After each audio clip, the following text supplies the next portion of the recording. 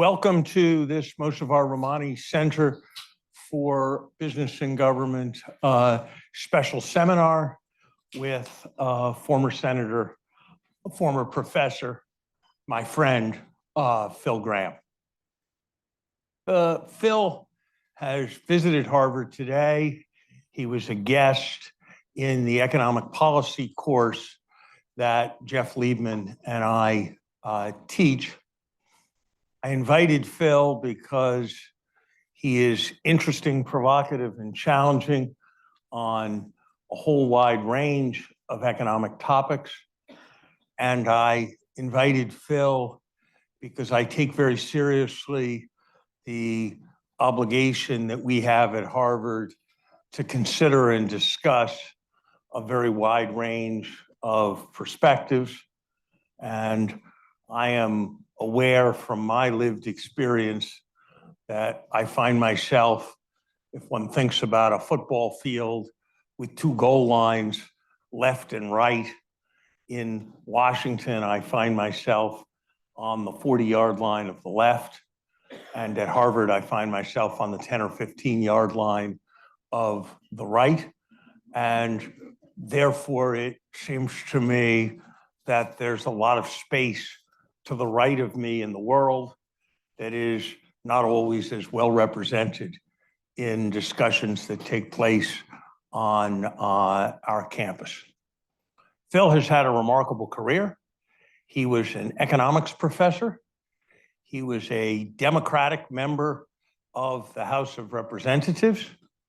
He decided at a certain point that he really didn't have the convictions of a Democrat, but did have the courage of his own convictions and resigned his seat and ran to be reelected as a Republican. He was reelected to the House of Representatives. Subsequently, he was elected as a senator from Texas in 1986. He served 3 terms in the Senate, including a significant tenure as both chairman and member, and then as chairman of the Senate Banking Committee. He and I worked together on what I think it's fair to say is controversial legislation on various aspects of financial regulation during the late 1990s. Subsequent to leaving office, Phil has been an active participant in a range of policy debates. He and I co-authored an op-ed earlier this year opposing tariffs. And I was very glad when Phil was the only elected official signatory of the amicus brief that a group of us submitted last week defending the idea of Fed independence in the context of the ongoing litigation regarding Governor Cook. Bill is the author of 2 books on economic policy, the most recent of which, The Triumph of Economic Freedom, was recently published and is going to form the basis for some of our discussion today. So, Phil, you identified a number of myths. Choose the most important 2 that have led us astray, and tell us about those myths. And if I could ask, choose one myth that has something to do with issues around inequality and fairness. All right. We're very glad to have you here at Harvard. Welcome, Phil Gramm. Thank you.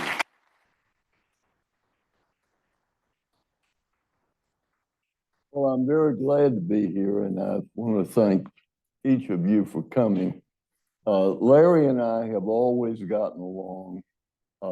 I respect Larry's intellectual honesty, and we've differed on many issues, but we've worked together on many issues.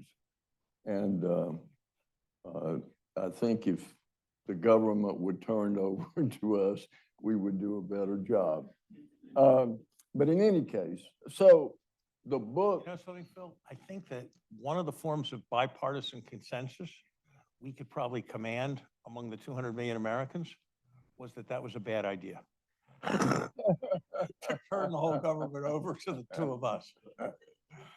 The book really looks at why people hold different opinions about the role of government in a free society.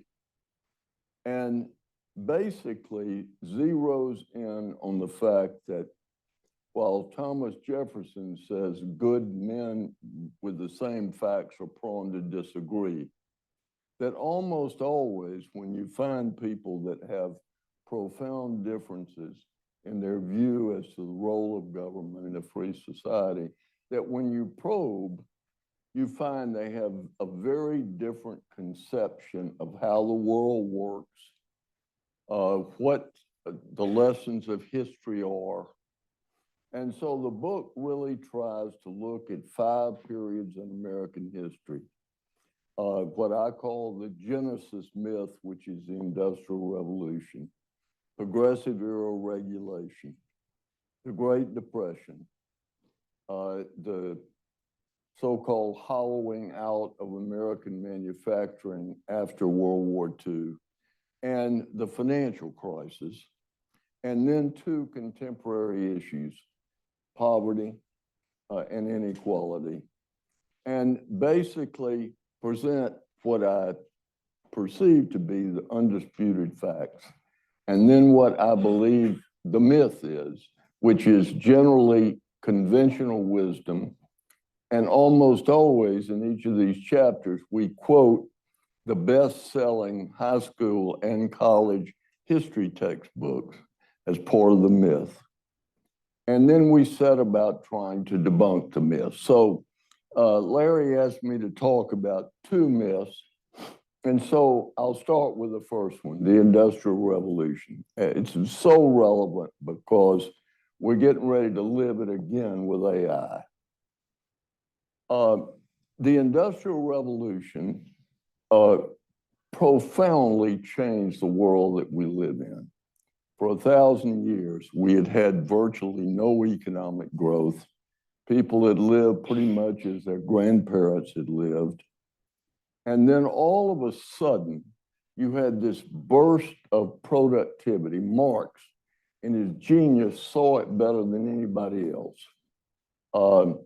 He saw that we had created in a period of 100 years more productive forces than had ever existed in history. It's what the famous Harvard economist Schumpeter would have called the creative part of the wave of creative destruction.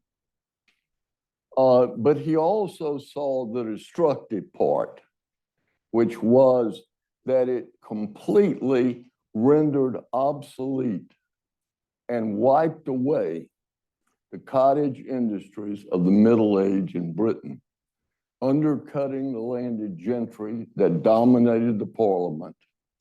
And as Marx said, nothing was the same.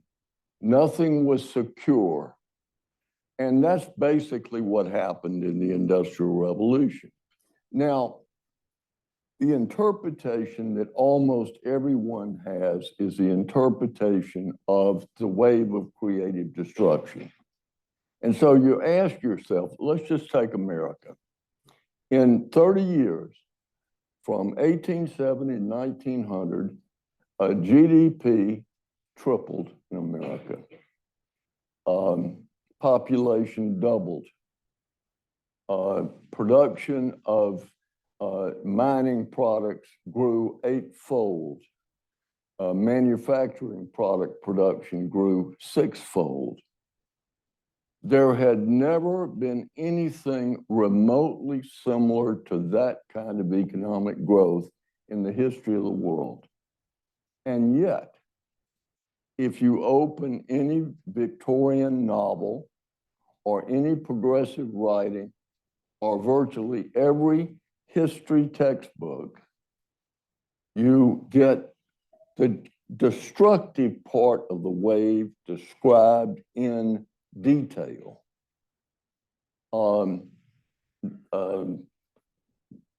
The Henry George,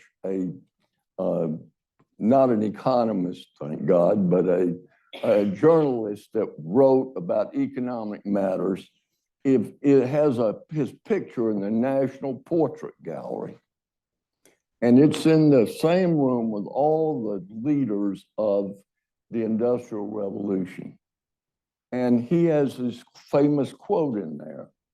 In the Industrial Revolution, the rich got richer, the poor grew helpless, and the middle class was blown away. Now, how can you reconcile that with what actually happened? The same is true in Britain. Arnold Toynbee, one of the great historians of the 19th century, describes the Industrial Revolution as the worst period in British history. And yet, in Britain, in terms of the well-being of people, real wages, lifespan, literacy, death rates for children below 5, all those things changed dramatically and forever. The amazing thing about the Industrial Revolution is it never ended. We're still experiencing it today. So what is the lesson from this? And that is, myth can have more power than history. One of the lines I remember from a poem in high school, The Song of the Shirt, it's about a seamstress sewing in a sweatshop. And he has this famous line, "Oh God, that bread should be so dear and flesh and blood so cheap." That line's more powerful than any British statistics, even though the statistics are describing what's happening. And the line is from a poem. Piketty, the famous French economist, quotes Victorian literature as history, but by the argument that what they say is so vivid that it couldn't be made up.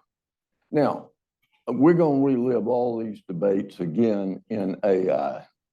The wave of creative destruction will come and it will be dramatic. I don't think as dramatic as the Industrial Revolution. Mankind will benefit greatly, but the focus of debate will be on the destructive part of the wave.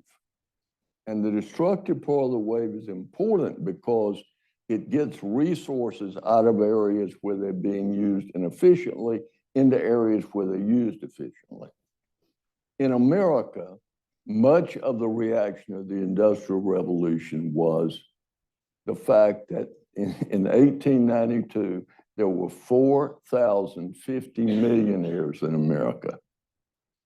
And progressive writers and legislators and leaders were so obsessed by those 4,050 millionaires. We're still reading about them, seeing them on television as the Gilded Age, that they turned a blind eye to 77 million people who had had their lives transformed more than any people who had ever breathed the breath of life on this planet.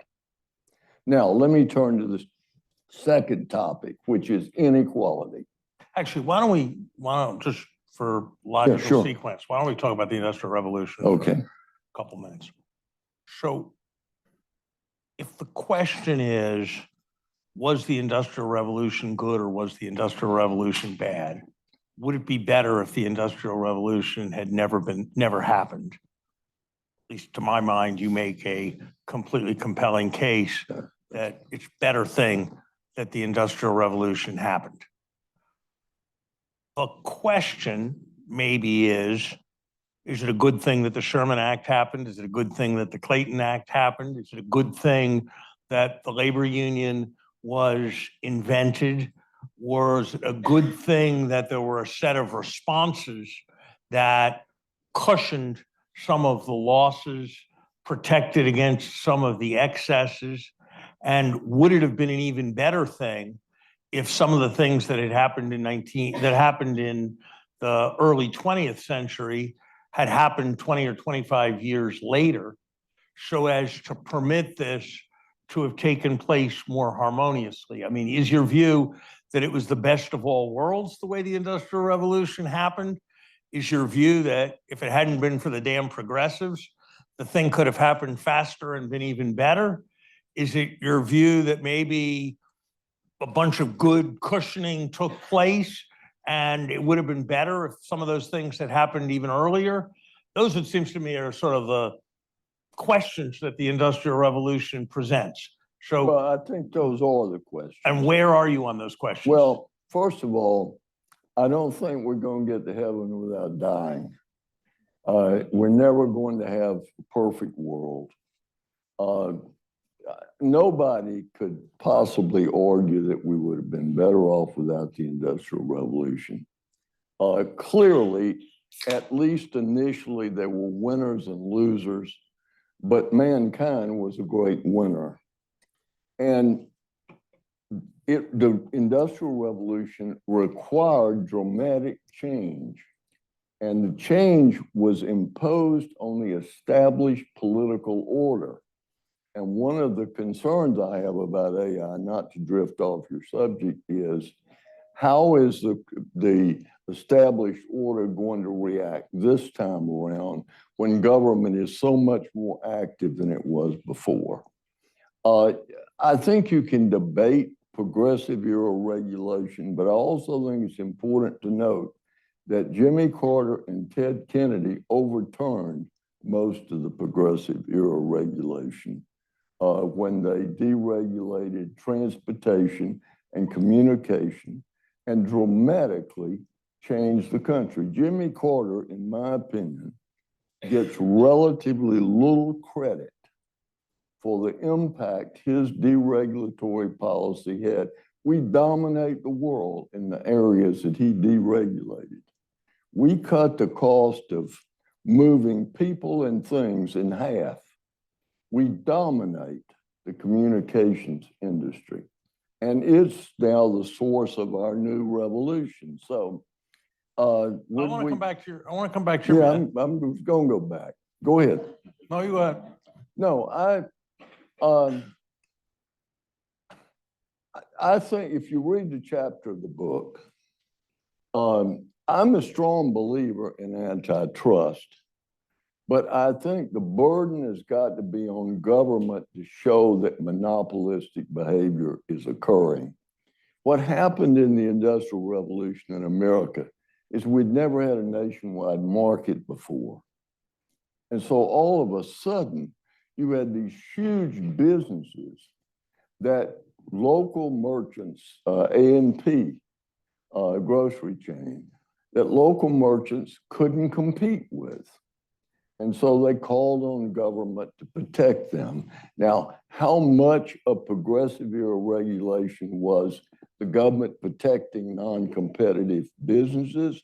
How much was a legitimate effort to deal with bigness? They're clearly in the progressive era, and even today, there is a feeling that big is bad. Unfortunately, in the world we live in, big is here to stay because a lot of these new technologies, to be competitive, have got to be big. So my view is, to the extent that antitrust deals with monopolistic behavior, which is limiting supply to drive up price, I'm for it. To the degree that it simply takes the view that big is bad, I'm against it. And I think we were wise in overturning it. And I'm a little embarrassed that some of it happened right at the beginning of my career. And I was for it, and I voted for it, and I spoke for it. But I didn't understand how important it was. I was so focused on the fact that the inflation rate was 13.5% and prime interest rates were 21%. And the spending and the budget and the deficit so dominated my thinking that there was something really important going on, and I hardly noticed it.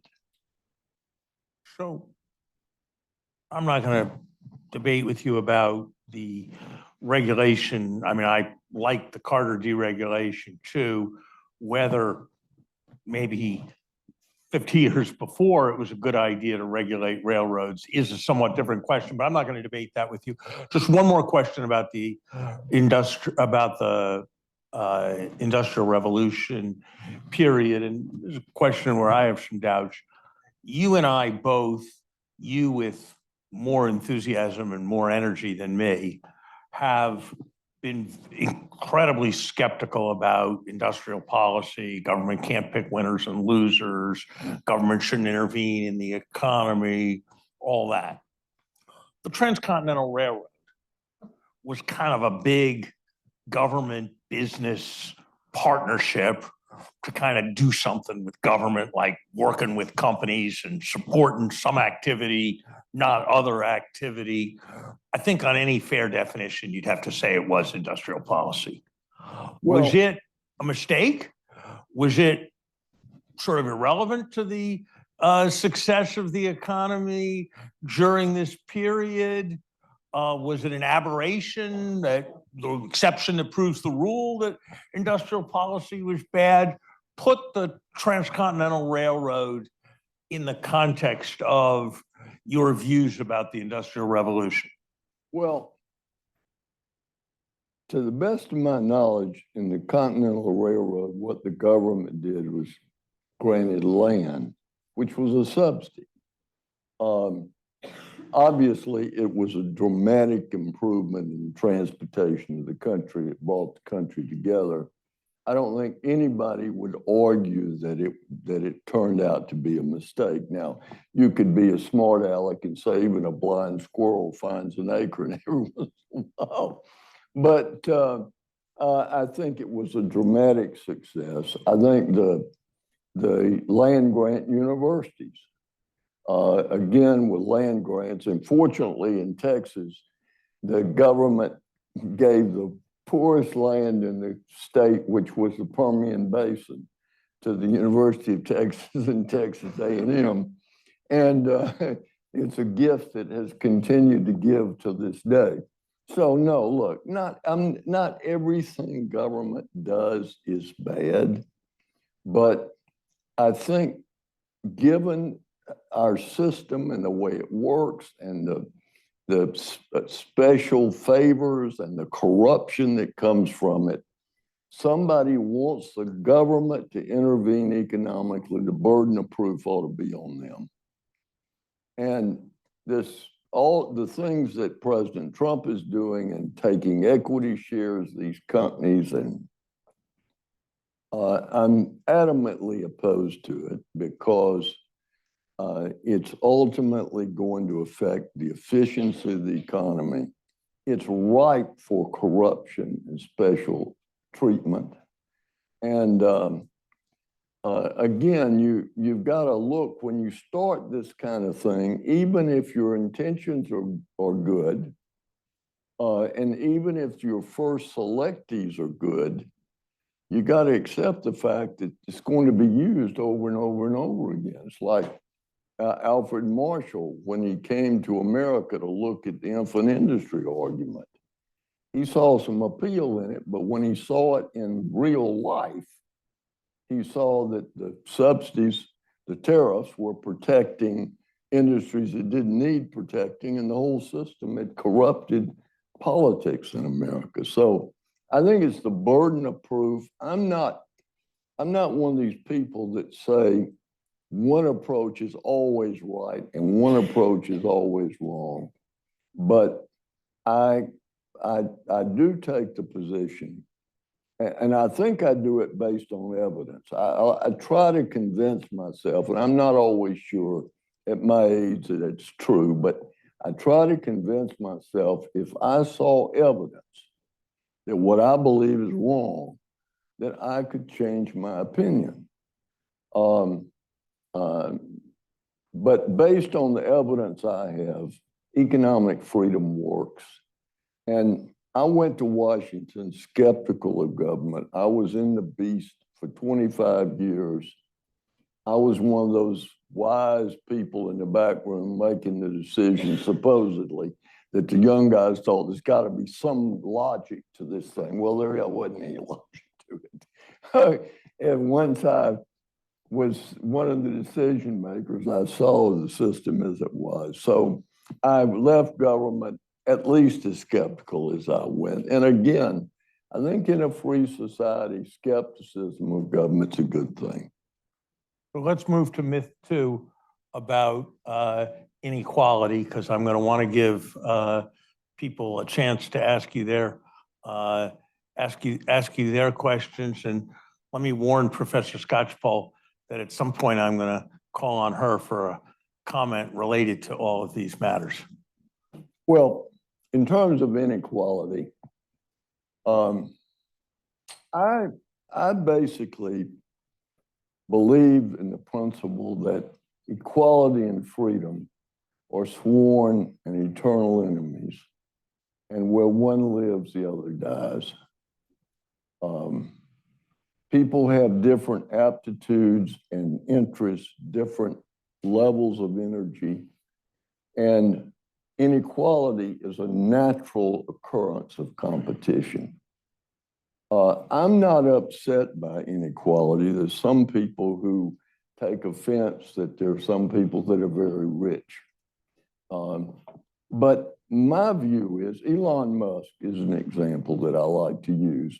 I have his satellite on my house. I live out in the country. I'm not a recluse, but having lived a very public life, I like it. Nobody's ever knocked on my door. And but I have this satellite on my house, and I get internet service, and it's 1/10 the price of the system I had before, and about 3 times as good. So he's rich, but I'm richer as a result. And I gave an example earlier today, but it's a good example. I was in the Senate when my first grandchild was born. And so for the first 2 years of her life, we put the maximum $22,000 into her 529 education plan. Total of $44,000. I looked before I came here, that plan is now has $486,000 in it. Now, where did that money come from? Well, it came from Microsoft. It came from Google. It came from all these companies that have created these vast fortunes. So did they make me poorer by them being richer? No, I became richer because they're richer. Now, let me make a couple of other points about this and then the final point and stop. There are so many games that are played with inequality. I'll just give you 2, and they both are bait and switch games. When ProPublica had the stolen tax returns, Warren Buffett's tax return, you saw all the expose about how little taxes he pays. But if you actually looked at the data, they apparently used the taxes he paid, but they didn't use his taxable income. They made up an income based on what he would have earned had he sold every asset he earned every year. They also, in doing inequality comparisons, and Piketty does this, they count no government transfers in the income of low-income people, don't take taxes into account with high-income people, and then impute income to high-income people based on asset sales that don't happen. Final point, the Census Bureau does not count 75% of all transfer payments as income to the recipients. So when you see that a poverty family has income of $29,000, that's not counting a refundable tax credit because they don't take taxes into account. That's not counting food stamps where you get a debit card and you go to the grocery store. It's not counting rent subsidies, not counting Medicaid. If you count all those things, the ratio of the top quintile to the bottom is not 16.7 to 1, but 4 to 1. Now, 4 to 1 may be too big, but it's a different debate. So, do I think it's too much inequality or too little inequality? I don't worry about it. If people earn it, and they didn't, criminals and government take your money. But other people acting legally earn what they get, and I don't have any problem with it. So let me just pursue three aspects of what you said. First, you said that freedom, what was your phrase? Freedom and inequality are sort of unalterably opposed. Freedom and equality. Yeah. Freedom and equality are, Yeah. okay. So I understand why it's complicated, but the day we signed the Emancipation Proclamation in the United States, I would have said we struck a blow for freedom and we struck a blow for equality, or we struck a blow against inequality and we struck a blow for freedom. So surely it can't be your position that freedom and inequality are always things that should go together. That surely can't be your position. No. It may be that sometimes accepting inequality is the price of freedom, but it surely can't be your position that freedom and inequality are inextricably linked, or that freedom and equality are enemies. I don't see a conflict with your example because slaves weren't free. So they weren't. That's my they point. weren't involved in the competition. I guess my point, and my point basically is that you've got to accept the fact that people are different with different abilities, different drives, and that they're going to achieve different results. And the more people you can get on the playing field, obviously, the better off a society is. And needless to say, I'm proud of the progress we've made in granting equality in America. So I think it's a highly technical, I think it's a highly technical subject, but I think you're largely right that many of the official statistics underestimate the income of the poor and therefore conclude they're a lot more poor, and then make an argument for programs. And then when the programs go to the poor and reduce the number of poor, they don't count it in the statistics and make an argument for more programs.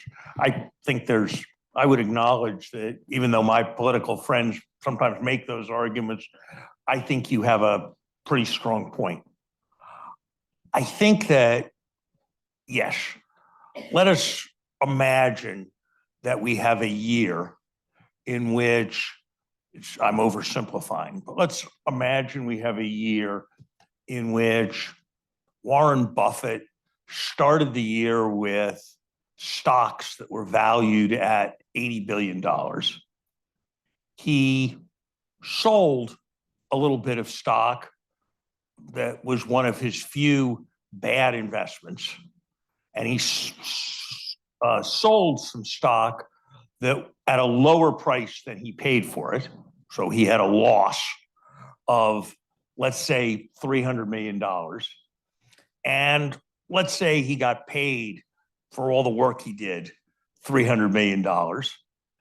And his stock portfolio went up from being worth $80 billion to being worth $90 billion because he made good investments and the value of those investments went up. Now, you could take two positions about Warren Buffett. You could say he had zero income in that year and he paid zero taxes, so it was really very fair. Or you could say somehow his net worth went from $80 billion to $90 billion. And maybe it's complicated and maybe that's not exactly the same thing as income because he didn't sell it. But all things considered, wouldn't you say that saying that Warren Buffett had no income, or if he had negative income, maybe the government should have sent him a refund? Wouldn't you say that that was kind of madness, really? To say Warren Buffett had negative income in a year and therefore he should get tax credits for people with negative income, wouldn't you say that was madness? No, I wouldn't. He had no taxable. He had income, but his losses equal the income. And the problem is, you can single out examples like that, but if you start the policy that government is going to decide not based on a set of rules, but on sort of special circumstances, how you're going to tax. Well, no, I'm not saying that. I'm on your side of that. I actually agree with you and disagree with Piketty about wealth taxes or taxes on unrealized capital gains. But I do think that if you're thinking about inequality and you're thinking about the relative fortunes of rich people and poor people, when somebody's stock goes up, let's say there's a Silicon Valley entrepreneur, his stock goes from being worth $200 million to being worth $500 million. And because he's feeling pretty good about things, he borrows $100 million to buy a spectacular mansion because he's got security on his $500 million stock, but he doesn't sell anything. Do you really want to be taking the position that we should be thinking of him as having no income? Well, obviously, I don't think of him as having it or not having it. The point is, but if you wanted to accurately describe how fair or equal or just or equality was in our society, shouldn't we take some cognizance of the increase in his income and wealth? Well, the problem with that is it sounds good when you're talking about this example of this guy with $400 and $500 million. But if we really adopted such a law tomorrow, it wouldn't be 10 years before it was $200,000 or $300,000. Phil, I am not arguing for any tax policy. I'm not arguing for any tax. You're the one who said the statistics are bogus because they don't take account of income, which you think of as only having to do with selling stock. So I agree with you about the practicalities of the tax policy. I'm just saying that your statements about income and the measurement of income and inequality are a bit hard for me to follow. Look, I recognize that people benefit from equity values going up, and they're happy about it. My wife always reminds me, we're fortunate enough to own a little Oracle, and the other day it was up 36%. And my God, I called up all my children to talk about it. And my wife reminded me the only two prices that matter, the day you buy and the day you sell, that none of this matters. But I think the law makes sense, and there are always exceptions. And I've found in public life, and I'm not trying to pull you into a debate you don't want to be in, but I am always alert to things that sound reasonable when applied to an individual. And it seemed to be well-intended, end up being in public policy very harmful. And our tax law, I wish we had a much simpler system with fewer deductions and credits, or I could support eliminating all of them, and lower rates. A pure, simpler system is what I would like to have. But I don't think people ought to have to pay taxes or feel guilty about some stock going up in value. When they sell it, they've got realized income, they got to pay taxes on it. And is it okay with you that if they give it to charity, then they never pay any taxes on the gain? Is it okay with you that if they give it to their children, that the gain completely escapes taxation? Is that all okay with you too? Well, they got to die to escape the taxation. Yeah, okay, but so look. somebody buys Microsoft stock when it's at 1. Well, look, They bequeath it to their children when it's at 100, and their children sell it when it's at 110. And the only capital gain that's ever noticed is 10 under the law of the United States. Would you join me in supporting changing that so that at least we pay, at least there's a tax paid on 109 in that case? Well, if I give my children Microsoft, my basis goes with that gift. No, it doesn't. Oh, yes, it does. Not if you do it in your will. Well, and if I die, yeah, then I get a step up in basis. Look, I would be very happy to see the government eliminate the death tax and keep the capital gains, or eliminate the capital gains and keep the death tax. The problem is we have both. And as you get older, if you have assets, I've got a lot of assets I'd like to sell, but I can't sell them. I got to die with them to avoid the capital gains tax. Then they're going to pay death tax on it anyway. So we could solve that. So if we just passed a law that said that your children or whoever you bequeath them to would have your original basis, then the incentive to hold them would be much weaker. Well, if you got rid of the death tax with it, it would be a different ballgame. I mean, you're taxing it twice is the problem. And so anybody old is fearful that they're going to sell an asset and then die the next day. And then their heirs will have to pay both taxes. So anyway. Floor's open for some questions. Please stand up and speak loudly because people are going to use the mics because there are people you have to use the mics because there are people watching this on Zoom. Yeah, okay. Thank you very much for your time and for your intervention. My name is Carlo Giannone and I'm a student here. Get the mic closer. My name is Carlo Giannone and I'm a student here at the Kennedy School. My question is the following. You talked about inequality in terms of skills, like if you are more skilled, you can reach more in life. And then it makes sense, let's say, to have inequalities. But what about the fact that everyone starts from a different initial point? Let's say, what about the fact that wealth is inherited? For example, Thomas Piketty in Europe did a very famous book, The Capitalism of the 21st Century, mentioning how 50% of rich people in Europe are rich because of inheritance and not because, let's say, of income.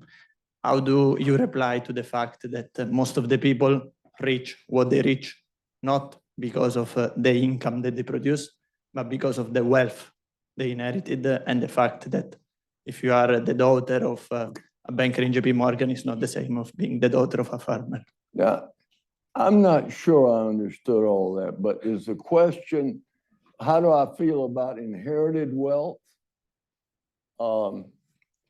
Well, first of all, most wealthy people in America have not inherited their wealth.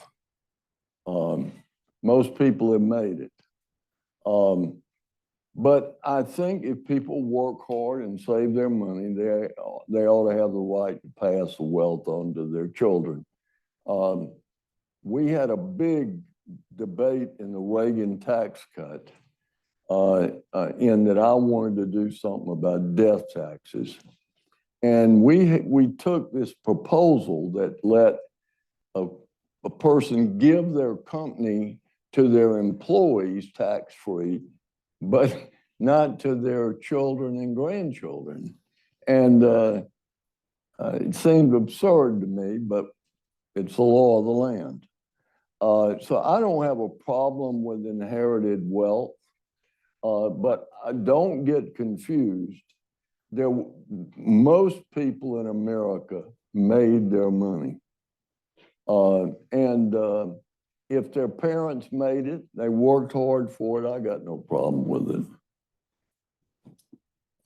Hi there, my name is Luke. I'm an undergrad. I have a question. This is actually for both of you. So this is actually something that Mr. Summers, you mentioned at the beginning. You guys both worked together in the 90s and you both worked on a lot of deregulation legislation. And I think there's an argument from some people probably further on the left in terms of the yardage line that argue that that led to some issues such as like the Great Financial Crisis. Do either of you have responses to those criticisms or have any regrets about what you worked together to pass during that era? Why don't you go ahead, because I'm not sure I got the whole question. The question was, are we jointly contrite for the legislation we worked on in connection with financial deregulation that many on the left think contributed substantially to the financial crisis? So I'll answer for me. I don't know whether Phil will agree. If we had the benefit of perfect foresight and we knew everything that was going to happen, there are things we would have legislated about that we did not legislate about. So it is not perfect and not what you would have done with the benefit of hindsight. Are the actions that were in the bill, the principal bill that's discussed, the repeal of Glass-Steagall, important contributors or at all contributors to the financial crisis? I would argue that the answer to that question is no. And I would make the following points. The essence of it was the requirement that banking and investment banking be separated. So question one, were there any combinations between banks and investment banks that took place after 1998 when the law was passed, 1999, when the law was passed, that would not have been possible before? Answer, no. Second question, what were the main institutions that were involved with the financial crisis? Bear Stearns, untouched, pure investment bank. Lehman Brothers, untouched, pure investment bank. Fannie Mae, Freddie Mac, government-sponsored enterprises, not affected. AIG, insurance company, not affected by the banking, investment banking combination. Wachovia, what's that? Wachovia and Washington Mutual, same thing. So I think that's a hard argument. I think it's actually a very hard argument to make. And I think more generally, you could make a strong argument that the things that were done that contained the financial crisis, Bear Stearns being merged into JP Morgan, the investment bank, Goldman Sachs and Morgan Stanley getting access to the discount window, in fact, would not have been possible with what we did. So I think the case that the Glass-Steagall repeal contributed is intellectually incoherent and actually not a defensible argument. I think there's a more serious set of questioning that can be addressed with respect to a different law that Senator Gramm pushed and that I, as Treasury Secretary, supported, the deregulation in certain respects of commodity derivative trading. And I think that's a very technical subject that I'm not going to try to summarize here. I would just say that whatever authority remained after what we did was completely unused by the administration for 8 years afterwards. So they didn't even use the authority they had. So any argument that if they'd had more authority, they would have stopped the problem is, I think, a very difficult thing to justify. I think you can debate and I have a particular perspective because I'm committed to what I did, whether or not the derivative problems that were part of the financial crisis were or were not addressed by the legislation that passed in 2000, and that's a debate that people can have. And I think there's one other point which is very technical, but the motivation for the deregulation legislation was not a generalized desire to have more deregulation. The motivation from the point of view of the administration, though I'm not sure this is true from Senator Gramm's point of view, the motivation from the administration was that there had been a set of statements made by the CFTC that, in our judgment, threatened the enforceability of literally trillions of dollars of contracts, and that it was necessary to make a statement to clarify that enforceability. And if that had not been done, if those statements had not been made, there would have been no impetus to legislation. So I'm sorry to say that the regulators at the CFTC, who some see as the heroes of the tale because they were pushing for more regulation, I actually think provided an example of what Senator Gramm talked about earlier when he talked about how well-intentioned acts can be counterproductive once they actually happen in place. But to summarize, there's no case with respect to Glass-Steagall. There's room for a bunch of debate with respect to the CFMA, but I would say the descriptions of the arguments that have appeared in a number of progressive publications are, to put it politely, unnuanced in terms of understanding the actual complexities of the situation. Let me just respond very briefly. I agree with everything Larry said, but Gramm Leach Bliley did not deregulate anything. It simply allowed within well-financed holding companies joint operations, but each individual part, the insurance part, the banking part, security part, were regulated under exactly the same laws that had existed before. The commodity futures authorization bill would have been a non-event had it not been this threat to the sanctity of contracts based on what the chairman of the Commodity Futures Trading Commission had said about oil production related to futures, basically raising the whole question about whether contracts could be enforced. So one of my children once bragged that his father had caused a financial crisis. So it wasn't all that bad. No, I never took, look, I've been criticized a lot. I never took it very seriously. There's just no evidence to substantiate. If you read the chapter in my book, you'll see it doesn't hold water. Oh.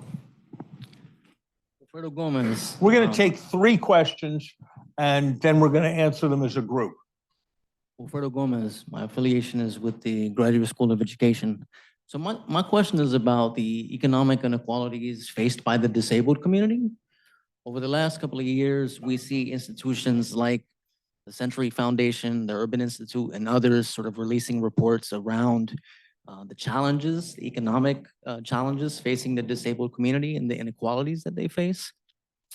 How do we think about, in light of those, what some of those reports suggest, how do we think about the economic empowerment and the potential for economic empowerment that exists within the disabled community? And how do policy decisions help facilitate that empowerment and independence?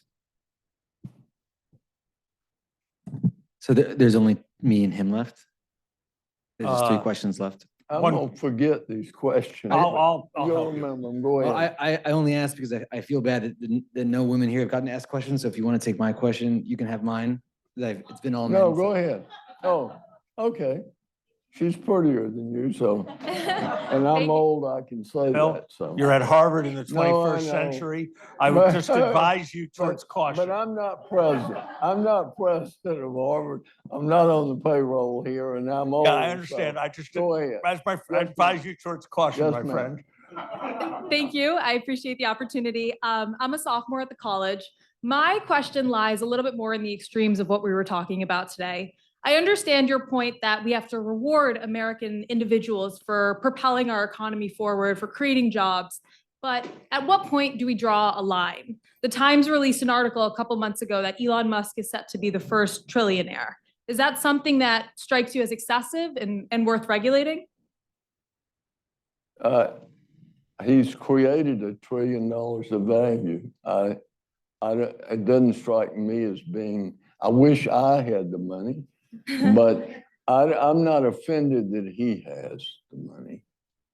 And I'm also reassured by the fact that I'm sure he can do things that ordinary people can't do, but the difference is now everybody has air conditioning.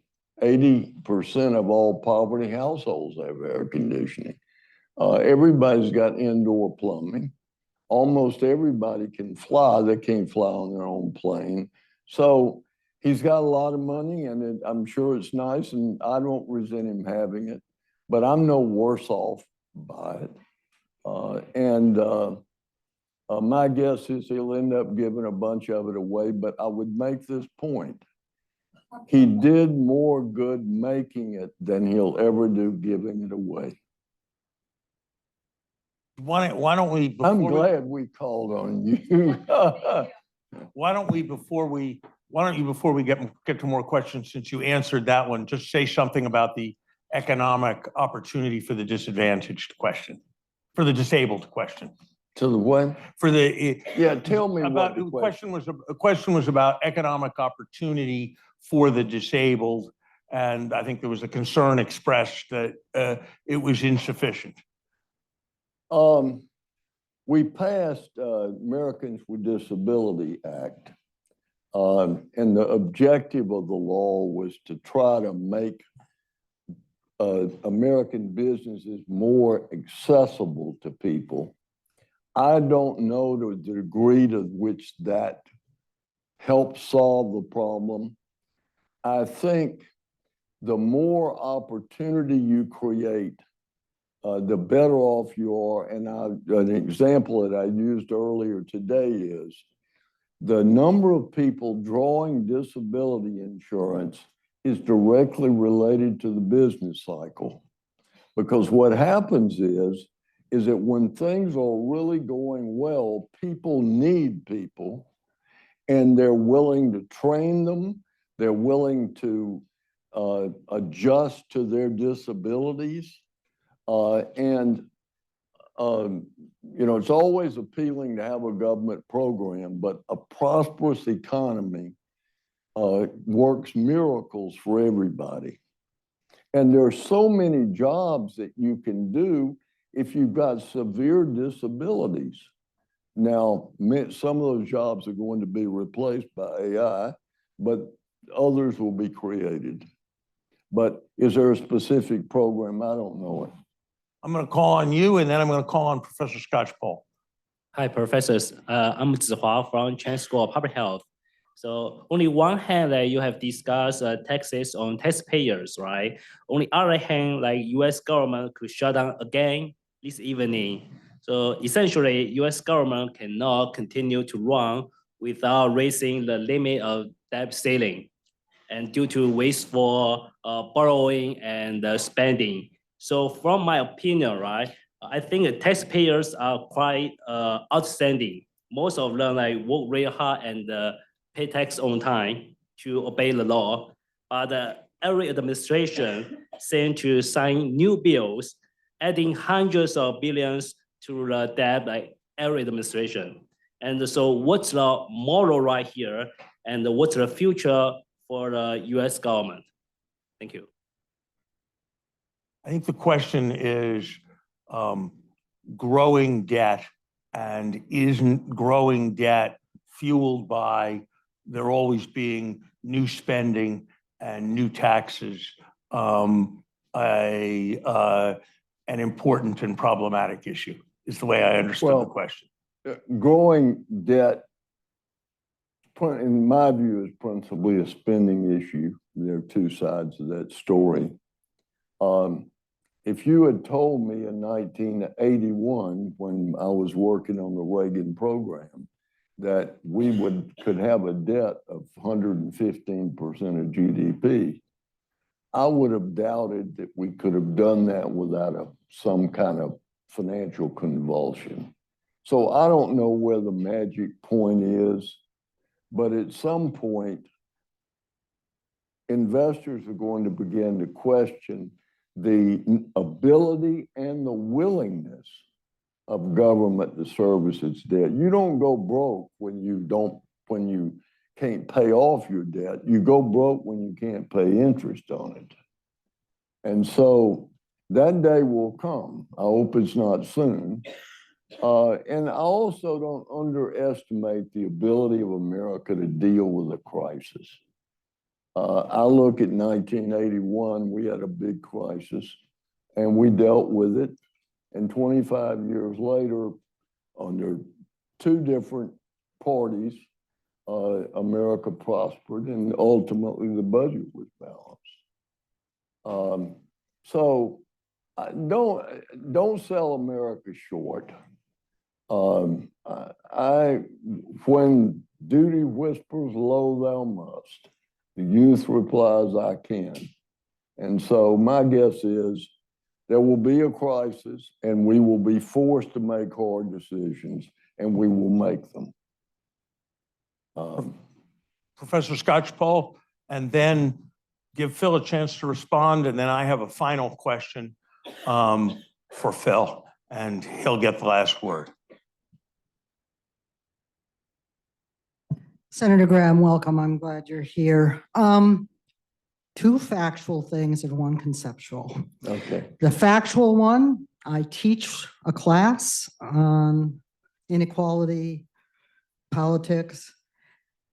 There's a special poverty rate that is calculated and has been used for quite some time that takes into account transfers to the poor. Not all of them, but some of them. Virtually all. And using that, inequalities of wealth and income have still skyrocketed to an extraordinary degree since the late 1970s. Now, the second factual thing I want to bring up is that I don't recognize. I don't. That's fine. You get your chance when I'm done. Yeah. Yes, ma'am. I don't recognize the late 19th century you're portraying.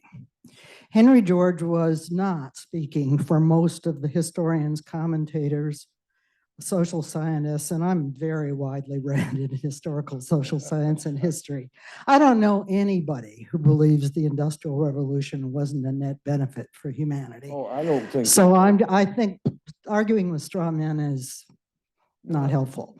But here's the major conceptual thing I want to throw at both of you. You've talked about government regulation, particularly financial regulation, and you've talked about taxes, but you're not talking about the most extraordinary and at times alarming things government can do in a capitalist economy. If we can all agree, and I agree, that capitalism is at its best unleashes competitive innovation and expands opportunity for most, if they're free, if they're not serfs or slaves, it can do that.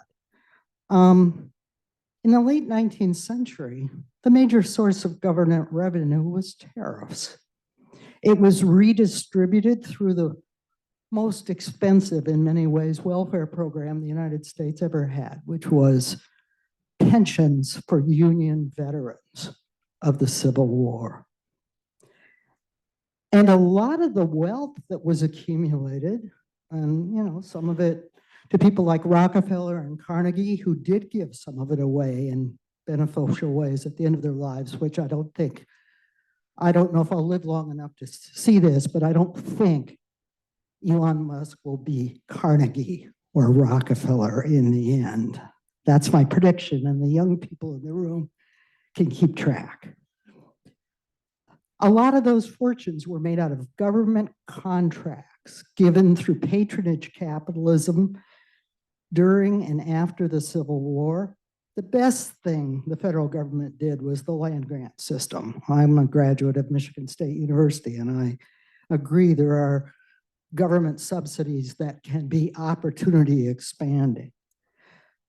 Government contracts, patronage capitalism, corrupt decisions to favor some over others, and we're seeing another period of that to an extraordinary degree. A lot of the fortunes that are being made by the people who are attending those dinners in the White House are being made through favored government contracts. And we can't be sure that's going to maximize efficiency at all, let alone opportunity to innovate in a vibrant capitalist economy. Well, thank you. Let me respond by saying that I certainly agree that crony capitalism is being practiced in America today, and I very much oppose it.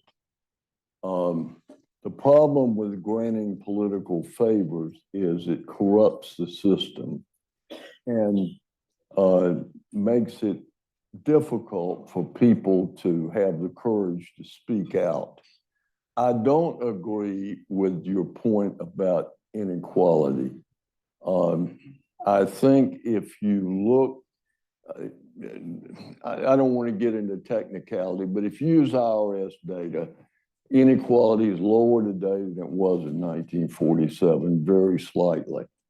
The census data using their surveys has two big problems in it, where they change the definitions of the questions they ask, and they explain in detail that the data before is so different than the data they're collecting after that you shouldn't try to use the data together, and yet they continue to calculate the Gini coefficient. If you go back and splice those two trends together, even with the census data, I think you find that inequality is slightly lower today than it was before. Your first point was, that's good enough, that's all I remember.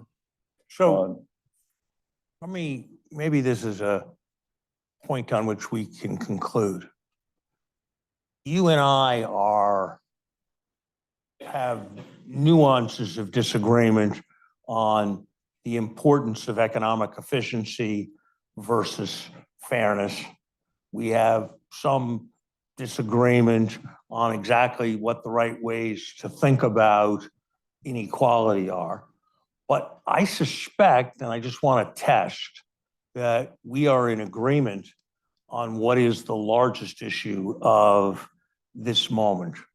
And that is that highly crony capitalist, highly interventionist, highly extortive with respect to adversaries, highly economic nationalist and isolationist with respect to tariffs and trade, and highly institutional threatening with respect to the central bank, the judiciary, and the prerogatives of Congress.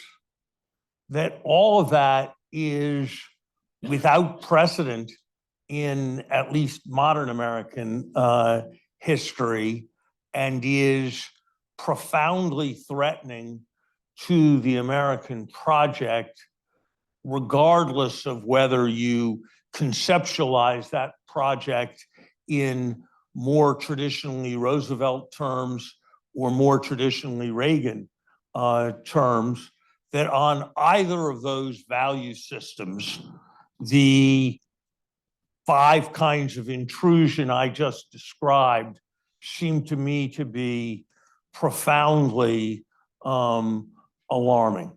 Would you But- disagree with that? No, but I wouldn't even put the highly in front of it. I'm against the protective tariffs and period. I'm against the crony capitalism, period. I think there are real dangers here. Part of the problem is that it's like this prosecuting political opponents.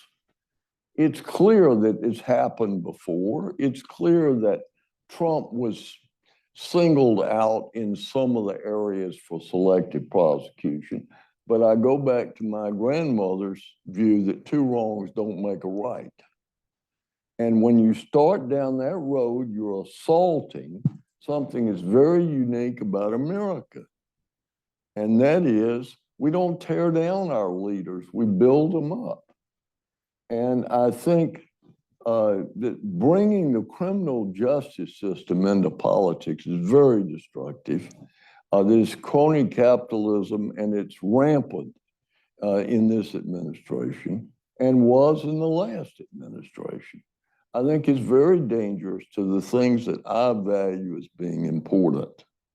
I guess my view, and maybe I'll overemphasize it, but an open competitive system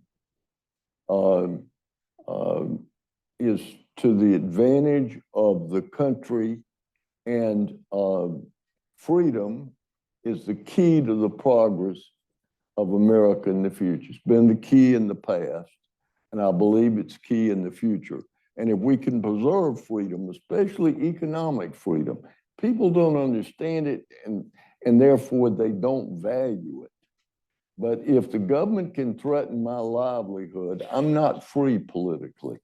Maybe I can stand up and say Trump's a dope, or Biden's son's a crook, or whatever, but I'm not free if they can take away my livelihood. And my economic freedom is what sets me free. I'm going to push my luck here. If you had to choose as an elected official between a tax and spend progressive who respected the traditional rules of the game and a conservative who explicitly supported tariffs and who explicitly believed in threatening business adversaries and who explicitly engaged in crony capitalist practices. Neither of those would be attractive choices from your point of view. Yeah. But which would you prefer? Well, it's all a matter of degree. I think the last election, in fact, the last 2 elections have been elections where you were picking between things that you wouldn't have chosen either, given the choice. And then after the fact, maybe you might have a different opinion. But I don't, it's all, no, again, the choices we have politically are never perfect. I mean, I view Reagan as being close to being perfect, but I look back at a